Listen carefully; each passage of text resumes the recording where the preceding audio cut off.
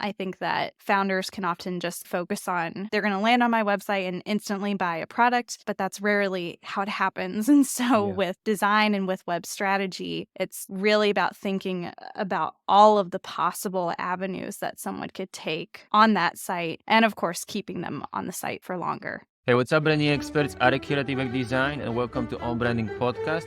And my guest today is Abbey, and Abbey founded Wayfarer Design Studio, which helps e-commerce founders bring their brands to life through visual identity, packaging, and web design. So she believes that great branding goes beyond just aesthetics and always tries to find a way to infuse deeper meaning in every aspect of her work. Hello, Abbey. Thanks for joining us today. Hi, thanks so much for having me. Thank you so much. So first of all, I really like your work. You have a great website, great design. I know you work with e-commerce brands, right? Like in beauty, in fashion, in home goods, and so on. I wanted to focus our conversation around building an e-commerce brand, since you have a lot of experience doing so. And maybe we can talk about the importance of branding when it comes to building an e-commerce brand. Can you just talk to us? How did you get to e-commerce? How did you start your journey as a branding expert? And can you just talk to us about your journey? Yeah, so I knew that I wanted to be a designer and do branding and everything from a very young age. I actually decided I wanted to do design when I was like 13 because of MySpace. Back in the MySpace days, I was just obsessed with adding code to my MySpace profile page and changing how it looked. So that's really whenever I first started this journey and discovered like the impact of design. I went to school for design, I got my degree, and then very shortly after graduating, and I'm from the US, so I went to school in the US, and very shortly after graduating, I started freelancing and started Wayfarer, my design studio. So that was my journey, and that was back in 2016 whenever I first started freelancing and working with clients. Okay, awesome. Now, you've worked with quite a few e-commerce brands, helping them rethink their user experience, their website, their design, their strategy, and so on. So can you just talk to us about, from your own experience, what are some of the key elements of an effective e-commerce website? Because it's not just about aesthetics, as you talk a lot about on your website, right? It's also about the strategy behind the design. It's about all those different aspects. So can you just talk to us, what do you think are the key elements of building a successful e-commerce brand? Yeah, I think with websites specifically, a big mistake that a lot of founders end up making that kind of costs them with their website is they're only thinking about the things that they want to show on the website and what they want people to see and do, and not maybe thinking about what an actual user's priorities are going to be whenever they get on the website. For e-commerce, of course, you want people to buy something, but not everyone is ready to buy something when they first land on your website. And that's always something that we end up working through with our clients, is helping them uncover what the actual priorities of their ideal customer are and what's going to build their trust. Because a lot of times it is about building trust with a customer so that they do feel ready to buy. So what are the sections and things that we can include in the website that are going to help boost their credibility, build that trust in their product? And also, even after all of that, if someone isn't ready to buy, what's the plan B? What's the other way to nurture that customer and maintain a relationship, whether that's through a newsletter or reading a blog or following on Instagram or whatever? I think that founders can often just focus on, they're going to land on my website and instantly buy a product, but that's rarely how it happens. And so with design and with web strategy, it's really about thinking about all of the possible avenues that someone could take on that site, and of course, keeping them on the site for longer. That's a good point, actually. Only a small percentage of your visitors will be ready to just buy from you right away. But most likely, they're just gonna visit your website, check out your products, check out your competitors. So it's important, as you mentioned, it's important to also think about the whole user experience, right? What if they don't buy right away? Maybe we should have a blog. Maybe we should have them sign up to our newsletter so we can follow up with them. Maybe we can offer them a special discount code or stuff like that and retarget them and remarket to them. I think that's a very important point. And also that you mentioned about strategy, which I wanted to talk about. So we have a brand strategy, and then you also mentioned web strategy. So can you talk to us a bit about your process? Let's say there is a new brand or a business that wants to rebrand. What's your typical process when working with clients? I assume you start with the strategy. What kind of elements you're trying to figure out vision, mission, values, and so on, and then how you translate those findings into actual design and messaging. So, a lot of times we are working with people who are creating a product that is disrupting their industry somehow. They've either created something that's totally new, they're trying to like get a patent for it, or they're just kind of reframing a type of product, doing it in a different way. But those are usually the types of clients that we're working with. So, our main focus whenever we start is, as far as the strategy goes, is we're always trying to figure out how can we position you as someone doing something new and different within your industry, and also usually educating on how you're different and building trust in that, because if people are used to things all being the same way and you're offering something different, then that's going to be hard to convince them like why your new option is better. So those are some specific things that we have in mind. And whenever we start the strategy and brand direction process, usually we're focusing on, like you mentioned, the values, the vision behind the brand, what the personality needs to be, and of course, specifically thinking about the target customer or the audience and trying to dig deeper. I think with every product, there's like an obvious problem that it solves, but we try to push our clients to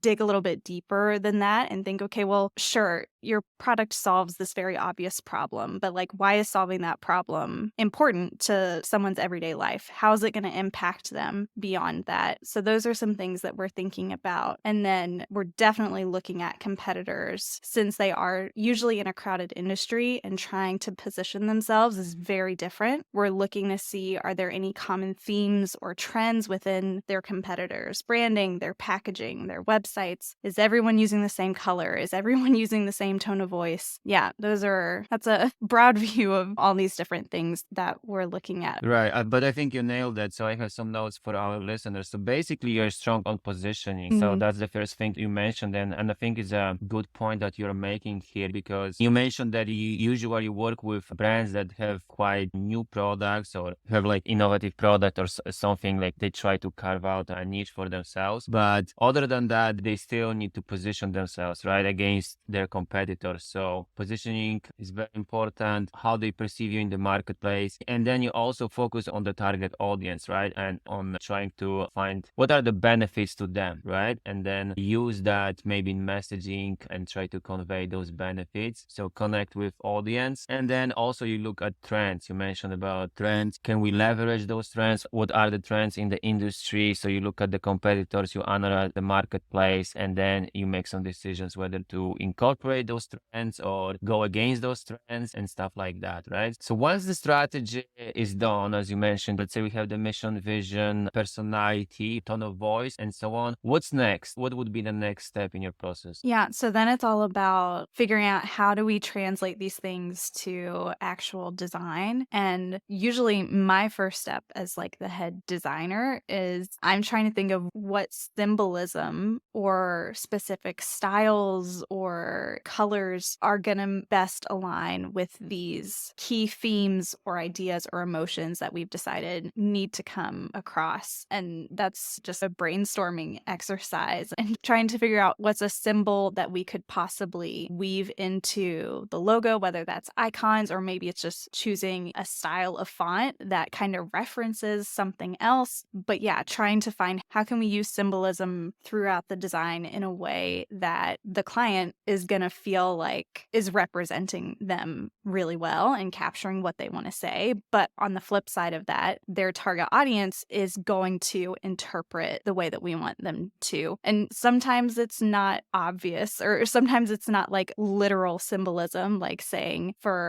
we've worked with some candle brands. Maybe it's not literal that we want to use an icon of a candle or a flame in the Yeah. logo. Maybe it's something that connects to what we want to say, but it's a bit more abstract. But we still feel that the target audience is like subconsciously going to understand the things that we're trying to say. That totally makes sense. I like what you said, that your logo doesn't have to always illustrate what you're doing. You can incorporate some abstract symbolism into your logo or into your identity, and the same pertaining to colors and style and so on. So probably this is the most time consuming part when it comes to branding, right? Because you have to do a lot of brainstorming and trying to figure out what about symbols, colors, style, photography, what kind of visual elements we can create that will differentiate the brand, but also convey whatever the founders want to convey. And at the same time, the target audience needs to relate, understand the symbolism or those colors subconsciously at least, right? And to communicate what the brand is so they can understand. I think we've covered that. Now, I just wanted to also talk about some of the technical aspects of building an e-commerce site. Do you prefer any platform? How do you build your websites? Do you use Shopify? Do you build them from scratch? And can you talk to us a bit about the tech stack? What kind of technology do you use to build your websites, and maybe a little bit about SEO, optimizing for load speed and coming up with taking great photos of the products? Maybe we can talk about packaging and stuff like that. Yeah, so platform-wise, we definitely prefer Shopify. That's the only website platform that now we're offering our services for. Okay. Whenever I first started designing, I actually mainly worked in WordPress, but that was before I'd really wanted to kind of niche down to working with e-commerce clients. So back in the day, I was coding full websites in WordPress from scratch, which was a lot of work to do that. But now, yeah, we mainly work with Shopify just because I think it's the best option for e-commerce. I've done e-commerce site on Squarespace or on WordPress, but as far as the features go on the back end, it's hard because I think we'll have people who come to us who've used Wix or they've used Squarespace before when they've DIY'd their site. And sure, it's definitely easier to like build the layout that you want if you're trying to DIY it as the founder. But Shopify just by far has better features and capabilities on the back end that are more specific to an e-commerce business. And yeah, it's hard though. I understand people who are just getting started with their business maybe can't afford to hire a web designer yet, and they just have to build everything themselves. They often get very frustrated with Shopify because they pick a theme and they just wish that they could make it look different and they don't understand how. But we always encourage them. I feel like when you understand how to stretch Shopify themes using some code, it's incredible what you can do by just adding some CSS to a Shopify theme. But of course, you just have to have the knowledge and the experience to be able to do that, which is what web designers bring to the table. Yeah. We typically work with a Shopify theme. We can do it custom if they need to, but to be honest, most businesses, especially the startups that we usually work with, most of them don't need a fully custom built Shopify site. I feel like using a theme can be such a great asset. It's just really speeding up the process. It's giving you the framework already built out. You can add CSS, make it look however you want it to. But yeah, just choosing a theme that has the features that you want, it just helps you skip a step and gets you the website that you want faster. Of course, if you have very specific needs for your site, lots of like special sections that a typical theme can't provide, then yeah, maybe it's better to build it custom from scratch. But most of the time, we're starting with a theme. I totally agree. A lot of designers actually, they are skeptical about using templates and stuff like that. But I think is, as you mentioned, is a great way to speed up the process. And basically think about this. There are companies who specialize in just making those premium themes. These are not cheap templates. They are quite expensive. They cost like a few $100s, right? They're well built. They're responsive. They have all these features, all kind of sections that you need. And you can basically customize it once your strategy is done and you're trying to figure out how to translate the strategy into design. At this step, you can find the theme that fits your needs most, and then what would be the easiest theme to work with that covers all your needs and then is also flexible so you can customize it to your needs. It looks like it's not a template, actually, it's custom built. Don't work with e-commerce clients, but I work with other brands, but I do some similar things. Webflow, like for example, from my past client, I've done that as well. Sometimes I build websites from scratch, as you mentioned, but most likely it's just about selecting the right template and using it as a base and then customizing it in terms of colors and the whole identity so it doesn't look like a theme, but you saved a lot of time in this process and it's also cost effective for the entrepreneur, right? Do you have any other tips for entrepreneurs who are just starting out or brands who are growing and they think about rebranding? Maybe they started with Wix, as you mentioned. I have a lot of clients also approach me, they build their first website on Wix or Squarespace. They want to rebrand. They want to get to that next next level. They want to improve conversions, build some more awareness in the marketplace. Do you have any specific tips, or maybe you want to talk about mistakes that entrepreneurs often make and how to avoid them? Yeah, one thing that comes to mind first is to make sure you know what the real problem is and figure out like what the best solution actually is, because a lot of times people will come to us and say, "We already have the brand, we just want a new website." Like maybe they were on Wix and they just want to switch to Shopify and they think that that's going to solve everything. But maybe the reason why their Wix site isn't generating the sales that they want is because their branding isn't memorable and people click to their site and then go to a competitor and the competitor stands out to them more. So that's really why maybe switching to Shopify is going to be helpful for them. But the real root of the problem is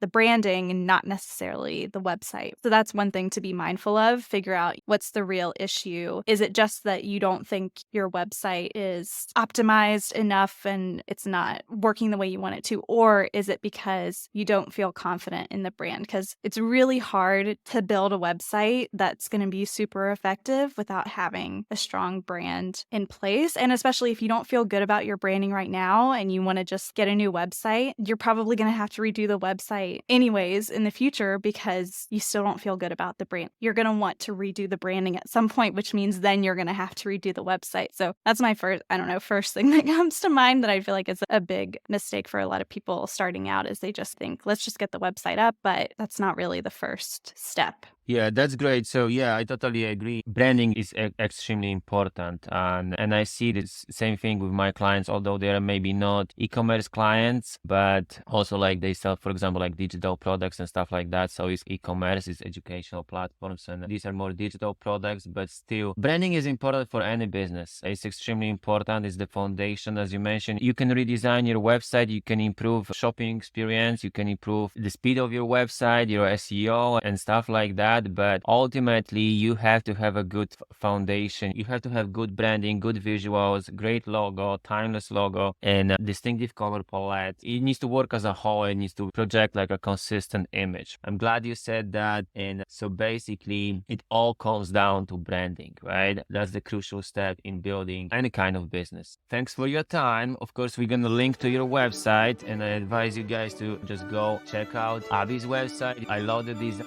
It's very unique, and also the messaging is great. So what's the best way to connect with you for our listeners? Are you active on LinkedIn? I'm actually not on LinkedIn. I haven't been on LinkedIn in a long time. I've thought about getting back on there, but mostly on social media. On Instagram is where our studio, is most active. Okay, so I'm just gonna link to your Instagram. So again, thank you for your time. It was great talking to you. We're gonna link to your website. We're gonna link to your Instagram for you guys if you wanna connect with Abbey, ask her questions, or just work with her. So again, thank you for your time. I appreciate that. Yeah, thank you so much.